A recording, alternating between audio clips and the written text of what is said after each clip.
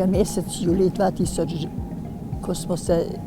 ko je doktor Andrej Bajuk se odločil, da je skupno stranko SLS SKD zapustil. Takrat je oznanil, da bo ustanovil novo stranko. Še isti dan sem srečala Robija Ilca, ki mi je povedal, da že deluje iniciativni odbor za neko novo stranko in povedal, v katerih prostorih delujejo. Ne da bi me kdorkoli povabil, sem se sama odločila, da bom spet začela pomagati in delati in ustvarjati novo stranko. Mnogi so nam rekli, da bo leta minila, preden bomo lahko karkoli ustanovili, mi pa smo jo v 10 dneh. Na noge smo spravili celo Slovenijo. Sam dan ustanovitve smo spravili skupaj skoraj 1000 ljudi.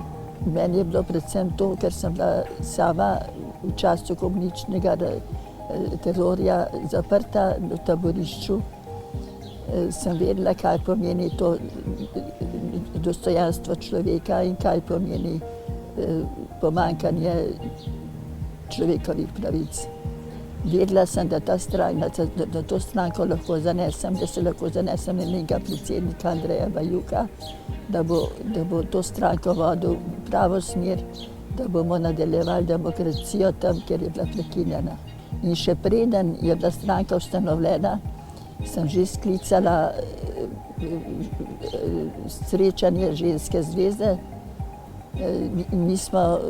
Njena ustanovitev bi morala biti še v istem letu, vendar smo jo odložili, da smo dali prednost mladim. Smo lahko v tem času, ki smo ga imeli na razpolago, pomagali stranki, da se je okrepila in ustanovila.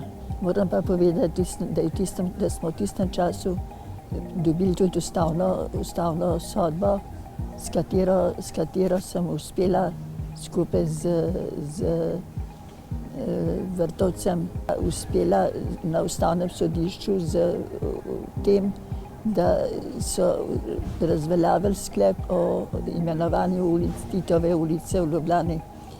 Ta odločba je bila izdana na moje ime in moj priimek.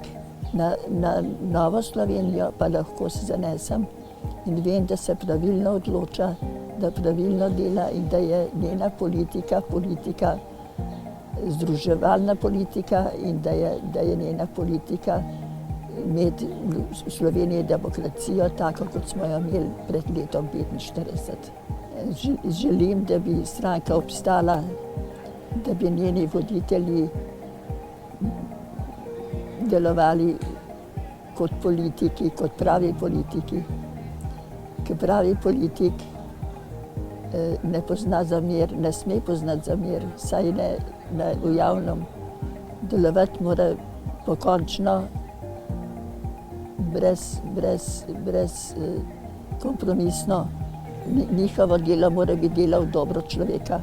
In sem ponosna, da sem članica te stranke.